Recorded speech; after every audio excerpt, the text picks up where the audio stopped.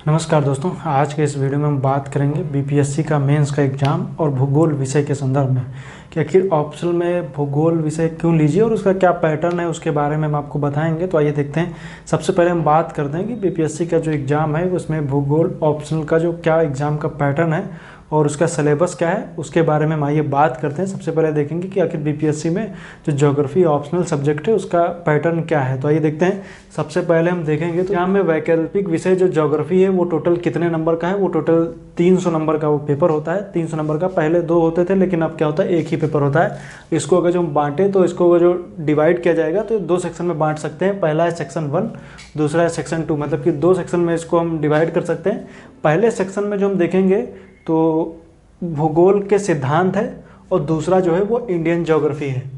अब इसमें देखेंगे तो आखिर जो सेक्शन 1 है भूगोल का जो सिद्धांत जो सेक्शन दिया गया है भूगोल का सिद्धांत है, तो इसको जब मैंने आपको बात करेंगे भूगोल के सिद्धांत का सेक्शन 1 है, इसको भी 2 पार्ट में डिवाइड कर सकते हैं। 2 पार्ट में जिस तरीके से अन्य एग्जामों में जैसे यूपी पीसीएस में या अन्य जगहों पे हम देखेंगे तो जो वैकल्पिक विषय के तौर पर जो होता है वो सेक्शन जो फर्स्ट पेपर का सेक्शन इन्हीं 2 पार्ट में डिवाइड होता है। लेकिन इसमें क्या है, चूंकि एक ही पेपर होना है तो इसके सेक्शन डिवाइड करके इसमें क्या कर दिया गया, भूगोल के सिद्धांत के नाम से सेक्शन 1 डिवाइड किया गया। इसके 2 पार्ट हैं, पहला है भौतिक भूगोल, दूसरा है मानव तथा आर्थिक भूगोल।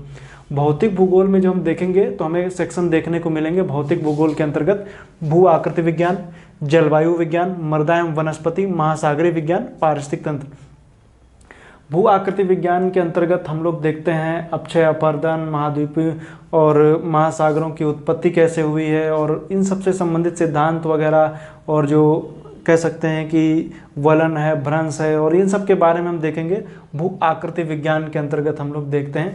तो वो सब हमें देखने को मिलेगा। जलवायु विज्ञान में जब हम देखेंगे तो जलवायु विज्ञान में पूरा क्लाइमेटोलॉजी में जब आप देखेंगे तो बहुत सारे तापमान का इधर उधर का जो भी सेक्शन रहेंगे जलवायु से रिलेटेड, वर्षा वगैरह, ये सब इसी में आ जाएंगे। जलवायु विज्ञान के अंतर्गत हमें देखने को मिलेगा, क्योंकि ये आज के संदर्भ में काफ़ी ज़्यादा इंपॉर्टेंट इसलिए क्योंकि जलवायु विज्ञान के अंतर्गत हम देख सकते हैं जो जलवायु परिवर्तन से रिलेटेड भी बहुत सारी बातें होती रहती हैं, वो इसलिए जलवायु विज्ञान आपको ध्यान देना है।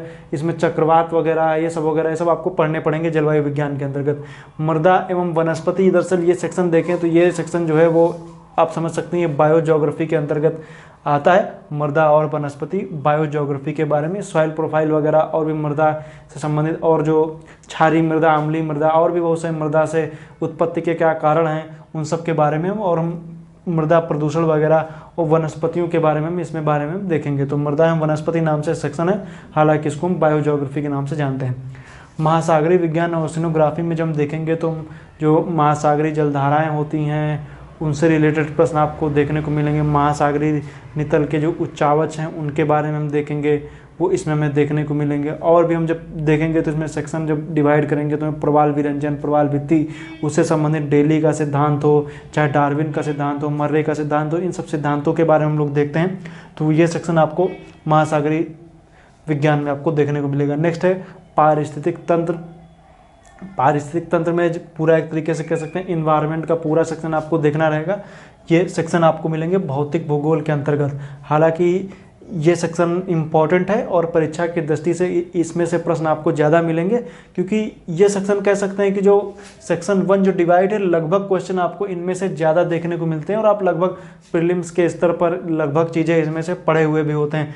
भू आकृति विज्ञान भी लगभग आप पढ़े होते हैं, चाहे प्लेट टेक्टोनिक थ्योरी हो, वेगनर का सिद्धांत हो, बी टेलर का सिद्धांत हो, लोथियन ग्रीन हो, इन सब के बारे में आप एक स्तर पे हल्का हल्का सा पढ़े रहते हैं। और आकृतियों से रिलेटेड प्रश्न आपको देखने को मिल ही जाते हैं कि नदी के द्वारा निर्मित आकृतियां हैं, चाहे वो महासागरीय जल के द्वारा निर्मित आकृतियां हों, पवन के द्वारा हों, तो ये सब आप प्रीलिम्स के स्तर पे पढ़ते हैं।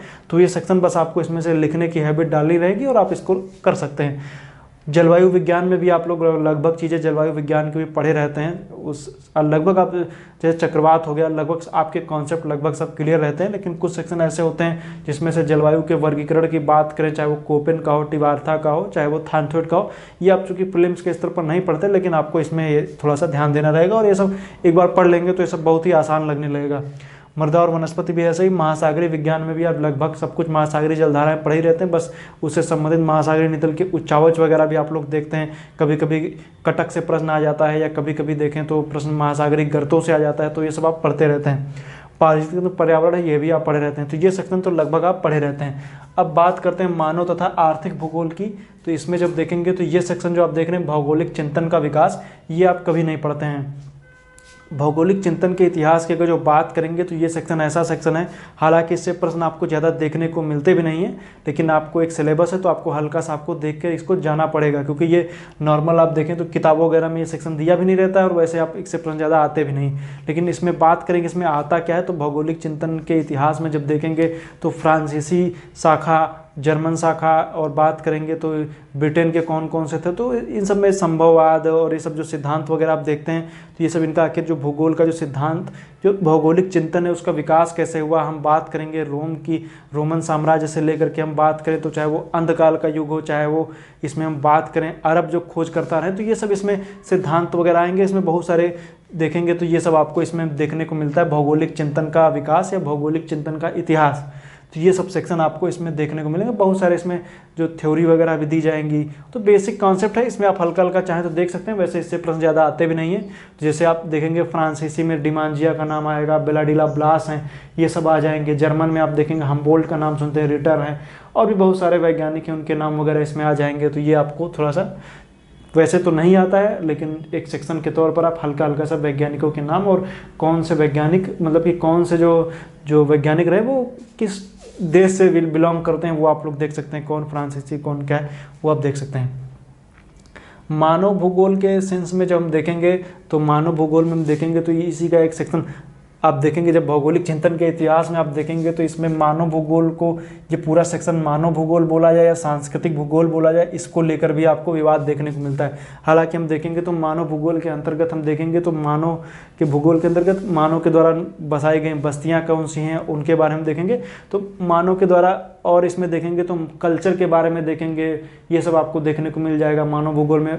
जनजातियां वगैरह वैश्विक स्तर पर, तो ये सब हम देखेंगे। तो कल्चर वगैरह के बारे में हम समझेंगे, तो कल्चरल ज्योग्राफी भी इसी का पार्ट हो जाएगा। बस्ती भूगोल में अधिवास भूगोल, नगरों की समस्या और कौन कौन से ग्रामीण बस्तियों के प्रतिरूप कौन कौन से होते हैं, ये सब सेक्शन हम देखते हैं। तो सेटलमेंट ज्योग्राफी या बस्ती भूगोल ये आपको देखना रहेगा। अब इसमें से आप खास करके इसमें ग्रामीण बस्तियों के प्रतिरूप कैसे कैसे हैं, और ये जो सेक्शन है अभी हम इसको इंडियन ज्योग्राफी पे भी अप्लाई करेंगे, और ये बिहार के संदर्भ में भी आपको ये सब पढ़ना पड़ेगा। राजनीतिक भूगोल में देखेंगे तो ये में राजनीतिक भूगोल में जैसे इससे रिलेटेड बहुत से सिद्धांत हैं, मैकेंडर का सिद्धांत हो या और भी सिद्धांत हो, तो ये सब लॉस का सिद्धांत हो, ये सब आपको इसमें आपको देखने पड़ेंगे राजनीतिक भूगोल में। जैसे हिंद महासागर के पॉलिटिक्स की चर्चा हो या उसके आसपास के देखें तो उसकी क्या महत्ता है, हिंद महासागर का भू राजनीतिक महत्व आपको बताना पड़ेगा। तो जियो पॉलिटिक्स और भी बहुत सारे इसमें इंपॉर्टेंट सेक्शन रहेंगे, तो हम लोग देखेंगे। आर्थिक भूगोल में हम लोगों को देखना रहेगा कि आखिर कौन कौन से किसी उद्योग की स्थापना वगैरह और इन सब के बारे में हमें देखना रहेगा। व्यापार वगैरह, उद्योग वगैरह ये सब कैसे होते हैं, तो इन सब के बारे में हम देखेंगे। तो ये आर्थिक भूगोल वगैरह इसमें सेक्शन में आ जाएगा। तो इतने सेक्शन डिवाइड हैं। दरअसल हम जो आपको बात बता रहे हैं ये सेक्शन, तो इसमें मानव भूगोल, इसमें कृषि भूगोल भी एक सेक्शन आ जाएगा, हालांकि मानव भूगोल के अंतर्गत ही हम उसको शामिल कर लेंगे। तो इसमें वैसे तो देखने में तो सेक्शन छोटे छोटे से लग रहे हैं, लेकिन इसमें से आपको मेन फोकस, वैसे तो बेसिक तो कॉन्सेप्ट आप जान रहे होंगे, लेकिन इनमें क्या है कि हर सेक्शन में कुछ जो है वो बहुत सारे सिद्धांत आपको देखने को मिलते हैं कि आखिर मानव भूगोल के संदर्भ में कृषि से रिलेटेड व्हीटलसी का हो या और भी बहुत सारे वैज्ञानिक हैं, उनको क्या क्या वर्गीकरण किया है। सांस्कृतिक भूगोल में जब देखेंगे तो कितने सांस्कृतिक प्रदेशों में बांटा गया है, उनके बारे में आपको जानना रहेगा। तो ये सब सेक्शन आपको देखने को मिलेंगे। राजनीतिक भूगोल में जैसे मैंने मैकेंडर बताया है, और भी बहुत सारे वैज्ञानिक हैं और भी बहुत सारे, उनको भूगोलवेत्ता कह सकते हैं, उनको उनसे रिलेटेड प्रश्न इसमें से देखने को मिलेंगे। अर्बन ज्योग्राफी की जब हम बात करेंगे तो हालांकि इस बस्ती भूगोल में उसको मैं उसी के अंतर्गत रख सकते हैं, और हम देखेंगे तो हमें देखने को मिलेगा उद्योग, जो इंडस्ट्रियल ज्योग्राफी होती है उसमें बहुत सारे, चाहे वो क्रिस्टालर का सिद्धांत हो या और भी बहुत सारे उद्योग में ही उनको रख सकते हैं, या फिर हम कह सकते हैं मानव भूगोल के अंतर्गत हमें उनको पढ़ सकते हैं कि आखिर क्रिस्टालर का सिद्धांत हो या और भी वेगनर का सिद्धांत हो, वेगनर नहीं सॉरी, तो ये सिद्धांत आपको देखने को मिलेंगे। तो ये सेक्शन आपको पढ़ने रहेंगे। वेगनर सॉरी वेबर का सिद्धांत है, वेगनर नहीं वेबर का सिद्धांत है, तो आप लोग वो सब पढ़ने रहेंगे। तो ये सेक्शन आपको डिवाइड है, आपको देखने रहेंगे। अभी भी हम इस पर चर्चा करेंगे कि आखिर क्या क्या आपको मिलेगा, कैसे मिलेगा, कैसे पढ़ना है, उसकी भी हम अभी बात करते हैं। तो आइए सेक्शन 2 है, दूसरे सेक्शन में बात करेंगे तो भारत का भूगोल है। भारत के भूगोल में संदर्भ में भौतिक पहलू है। भौतिक पहलू में भारत का वैज्ञानिक इतिहास क्या है, भू आकृति कैसी है, अफवाह, मानसून, ये सब इसी में आ जाएगा। मतलब कि नदी, झील, झरना, तालाब सब इसी में आ जाएंगे। आपको नदियों का अफवाह प्रतिरूप भी पढ़ना है। मानवीय पहलू में आदिवासी क्षेत्र एवं उनकी समस्या, जनसंख्या वितरण, ये सब सेक्शन आपको देखने को मिलेंगे। संसाधन में खनिज, भूमि संसाधन, समुद्री संसाधन, ये सब आपको देखने को मिलेंगे। कृषि में फसल गहनता, फसल संयोजन, हरित क्रांति, सामाजिक वानिकी। अभी इस वीडियो के लास्ट में जो सिलेबस, जो ऑफिशियल सिलेबस बीपीएससी का है, वो पूरी स्क्रीन पे हम आपको दिखा देंगे। आप लोग उसमें चाहे तो उसको नोट कर सकते हैं, नहीं तो आप उसको पीडीएफ वगैरह उसकी देख सकते हैं। कृषि में फसल गहनता, फसल संयोजन, हरित क्रांति, सामाजिक वानिकी, ये सब सेक्शन आपको देखने को मिलते हैं। उद्योग में औद्योगिक इतिहास, खनिज कृषि, वन आधारित, कौन कौन से उद्योग होते हैं, खनिज आधारित, जो मतलब कि कह सकते हैं औद्योगिक इतिहास क्या है, खनिज पर आधारित कौन कौन से उद्योग होते हैं, कृषि पर आधारित कौन कौन से उद्योग होते हैं। इसमें आप देखेंगे भार हरासी उद्योग कौन सा है, भार हरासी उद्योग नहीं है, तो ये सब। और वन आधारित उद्योग कौन से हैं, परिवहन, रेल, सड़क, जलमार्ग परिवहन और इससे संबंधित व्यापार के बारे में देखेंगे कि आखिर व्यापार कैसे होता है। बस्तियों की बात करेंगे तो ग्रामीण बस्तियों का प्रतिरूप, नगरीय विकास, इसमें हम देखेंगे तो जो स्मार्ट सिटी वगैरह है और जो कह सकते हैं शहरों की समस्या क्या है, इन सब के ग्रामीण, ग्राम, नगर, उपांत क्या होते हैं, ये सब सेक्शन आपको देखने को मिलेंगे। तो ये सब आपको नगरीय विकास वगैरह और नगरों के जो नगरीय अपराध क्या होता है, और एक अर्बन क्लाइमेट नया टॉपिक आया है तो उसको आपको देखना पड़ेगा। तो ये सब आपको समझने पड़ेंगे। क्षेत्रीय विकास एवं आयोजन, जैसे 5 ईयर प्लान वगैरह, इन सब के बारे में आपको देखना पड़ेगा। राजनीतिक पहलू में राजनीतिक समस्याएं, राज्य पुनर्गठन आदि, ये सब। अब जो ये सेक्शन मैंने बताए हैं, इनको बिहार के भूगोल के संदर्भ में भी आपको इनको देखना पड़ेगा। चाहे वो बिहार की नदियाँ हों, बिहार के जो भी मतलब कि बिहार की अर्थव्यवस्था हो, बिहार में कृषि हो, बिहार में जो भी आप कह सकते हैं भौगोलिक विभाजन हो, या जो भी सेक्शन हो, ये सब आपको भूगोल में बिहार के संदर्भ में भी आपको देखना पड़ेगा। ये जब सेक्शन देख लेंगे तो आपको, क्योंकि इसमें से क्या है कि जो भी सेक्शन आएगा वो आपको कह सकते हैं, आपको जो लोकल स्तर पर आप क्या करना होता है कि उसमें जब पॉइंट्स वगैरह डाल देंगे, थोड़ा ज़्यादा अच्छे नंबर मिलने के, थोड़ा कह सकते हैं जो परसेंटेज है वो थोड़ा बढ़ जाएगा नंबर मिलने का। तो जो भी आप सेक्शन है तो उसको बिहार के संदर्भ, क्योंकि जब प्रश्न भी आते हैं तो उसको बिहार के संदर्भ में भी पूछ लिया जाएगा कि इसके संदर्भ में ये बताइए, ऐसा बताइए। तो ये सब फसल गहनता में, बिहार में फसल गहनता के संदर्भ में, ये ऐसे इस तरीके से प्रश्न पूछे जा सकते हैं। तो प्रीवियस क्वेश्चन पेपर देखिए, उसी तरीके से कर डालिए।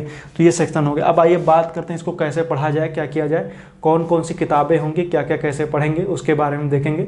तो भौतिक भूगोल या कहें कि भूगोल के सिद्धांत का जो सेक्शन 1 है, इसमें हम देखेंगे। तो चूंकि मैं बता दूं कि जो भू आकृति विज्ञान का सेक्शन है, ये सेक्शन इसमें मैं देखेंगे तो इसके वीडियोज आ रहे हैं, आप लोग इसी चैनल पर आप जाएंगे देखेंगे। तो भू आकृति विज्ञान को बहुत ही विस्तृत रूप से मैंने शुरुआत की, तो आप लोग उसको देख लीजिए। तो वो सेक्शन देख लेंगे तो आपको भू आकृति विज्ञान क्लियर हो जाएगा। हालांकि ये सेक्शन लगभग सब मैं कवर करने वाला हूँ, लेकिन फिर भी अगर जो आप किताब की बात करेंगे तो किताब में आप सविंदर सिंह की भौतिक भूगोल जो किताब आती है, आप उसको ले लीजिए। उसको ले लेंगे तो लगभग इससे चीज़ें क्लियर हो जाएंगी, भौतिक भूगोल आपका क्लियर हो जाएगा, मतलब उसको तैयारी उसकी कर सकते हैं। नेक्स्ट हम बात करेंगे मानव तथा आर्थिक भूगोल में। देखिए इसमें से जो ये सेक्शन है, इसकी आपको कोई किताब स्पेशल सेपरेट किताबें तो मिलेंगी, लेकिन कोई एक सेक्शन में किताबें नहीं आएंगी। तो वैसे तो एक आप खुल्लर की बुक आती है, आप ले सकते हैं। खुल्लर की जो किताब आती है जो भूगोल के संदर्भ में ऑप्शनल में, तो उसमें ये सारे सेक्शन कवर होते हैं। मतलब हालांकि बिहार वगैरह नहीं कवर होगा, लेकिन ये पूरा सेक्शन है कवर होगा। इसको छोड़ के ये सेक्शन नहीं दिया रहता है, इसको छोड़ करके बाकी के पूरे सेक्शन कवर होंगे। लेकिन आप भौतिक भूगोल के लिए सविंदर सिंह ले सकते हैं, और इन सब टॉपिक के लिए आप खुल्लर की बुक प्रेफर कर लीजिए। नहीं तो भी मैं आपको एक एक किताब बताने लगेंगे तो फिर आप नहीं कर पाएंगे उसको, इसलिए आप इसको ले लीजिए। अभी मैं इसको एक एक डिवीजन बताएंगे तो फिर आपका बहुत टाइम जाएगा और आप इसको कर भी नहीं पाएंगे उतनी आसानी से। तो इस वजह से इसके लिए आप सविंदर सिंह की बुक ले लीजिए। और इसके लिए जो आप चाहें, अगर जब आपको पढ़ना है, आप चाह रहे हैं कि भौगोलिक चिंतन का इतिहास विकास हमको पढ़ना है, तो उसके लिए याद रखें कि एस.डी. मौर्य की किताब आती है, आप चाहें तो ले सकते हैं। ये आप भौगोलिक चिंतन का इतिहास काफ़ी अच्छी है, तो आप उसको पढ़ेंगे तो आपको काफ़ी अच्छी लगेगी, आप उसको पढ़ सकते हैं। बाकी यार वैसे तो इन सब के लिए आप चाहें तो, लेकिन चूंकि ये ऑप्शनल सब्जेक्ट की तैयारी कर रहे हैं, आपको बहुत ज़्यादा डीप में पढ़ना नहीं रहेगा, क्योंकि आप एक भूगोलवेत्ता बनने के लिए तो निकल नहीं रहे हैं, ऑप्शनल ज्योग्राफी के पर्पज से पढ़ रहे हैं। तो आपको ये सेक्शन, हालांकि इससे प्रश्न आपको नहीं आते हैं, क्योंकि ये जब सब आप पढ़ लीजिएगा तभी इस पर आप फोकस कीजिएगा, नहीं तो आप इसको मत पढ़िएगा अभी, क्योंकि इससे प्रश्न मिलेंगे भी नहीं, लेकिन बाकी के सेक्शन आप पढ़ डालिएगा। भारत के भूगोल में आप देखेंगे तो इससे भारत के भूगोल में माजिद हुसैन की बुक आती है, आप ले सकते हैं। माजिद हुसैन की भारत का भूगोल आप ले लीजिए, उसमें लगभग सेक्शन आपको ये सब आपको उसमें मिल जाएंगे। बिहार के भूगोल के लिए आप कोई भी बिहार की, आप लोकल स्तर पर आप कोई भी बिहार का, हालांकि मैंने सीरीज बनाई है बिहार का भूगोल, आप देख सकते हो, इसमें आपको मिल जाएगा। तो बिहार के संदर्भ में आप कोई भी बिहार के, आप जैसे इम्तियाज़ अली की बुक आती है, आप इम्तियाज़ अहमद की बुक आप ले सकते हैं, ठीक है, पढ़ने के लिए आप लेना चाहें तो ले सकते हैं, नहीं तो फिर आप इसको अपने स्तर पर तैयार कर लीजिएगा। तो ये सेक्शन हो गया जो मैंने बताया आपको कि ये सेक्शन आपको भारत के भूगोल की बुक से आपको ये कवर हो जाएंगे। तो ये सेक्शन आपको कवर करना। आप देखिए इनमें से क्या है कि प्रश्न जो पूछे जाते हैं प्राकृतिक प्रश्नों की, क्या है कि आप लोग इसको पढ़ तो डालेंगे, आप लोग अपने स्तर पर नोट्स वगैरह बनाइए और प्रश्नों को लिखने की हैबिट डालिए कि किस तरीके से प्रश्न आएंगे और हम उनको किस तरीके से कम जितना समय दिया निर्धारित समय है उसमें कैसे इन सबको सेक्शन को कवर करेंगे, क्योंकि 3 घंटे का समय रहेगा, सब कुछ आपको कवर करना रहेगा। और कवर का मतलब जितने प्रश्न आएंगे आपको उनको करना रहेगा। तो आप लोग इसको अच्छे से पढ़िए। बाकी अब भू आकृति विज्ञान, अब इसमें बात करेंगे जलवायु विज्ञान या महासागरीय विज्ञान, पर्यावरण मैंने कंप्लीट करा रखा है, मृदा एवं वनस्पति भी है, जलवायु विज्ञान भी आप देखेंगे तो वर्ल्ड ज्योग्राफी की प्लेलिस्ट मिल जाएगा, भू आकृति विज्ञान भी मिल जाएगा। ये सेक्शन अभी ज़्यादा कवर नहीं हुए हैं, इसलिए इस सेक्शन को अभी भी हम कवर आने वाले समय में करेंगे। बाकी इंडियन ज्योग्राफी मैंने बहुत अच्छे से बता रखी है, आप लोग चाहें तो उसको पढ़ सकते हैं। तो ये रहा भूगोल में जो बिहार स्पेशल की या बीपीएससी के एग्ज़ाम की बात करेंगे तो एग्ज़ाम का पैटर्न ये। हालांकि बात करेंगे अन्य स्टेट की बात करें तो लगभग बिहार में या अन्य स्टेट में, यूपी हो या अन्य जगहों पर देखेंगे तो बिल्कुल सेक्शन यही है, यहीं से आप इसको तोड़ दीजिएगा। ये पेपर 1 हो जाएगा, ये पेपर 2 हो जाएगा, पेपर 1 का ये पैटर्न, पेपर 2 का ये पैटर्न। बिहार भूगोल की जगह यहाँ पर आप जिस राज्य का पढ़ रहे हैं तो वहाँ पर इसको वो ऐड कर लीजिएगा, लगभग सिलेबस सही रहता है। हालांकि अन्य जगहों पर क्या है कि जैसे कुछ जगहों पर ऑप्शनल है ही नहीं तो वो भी है, लेकिन जहाँ पर ऑप्शनल सब्जेक्ट के तौर पर है आप लोग इसको देखिएगा।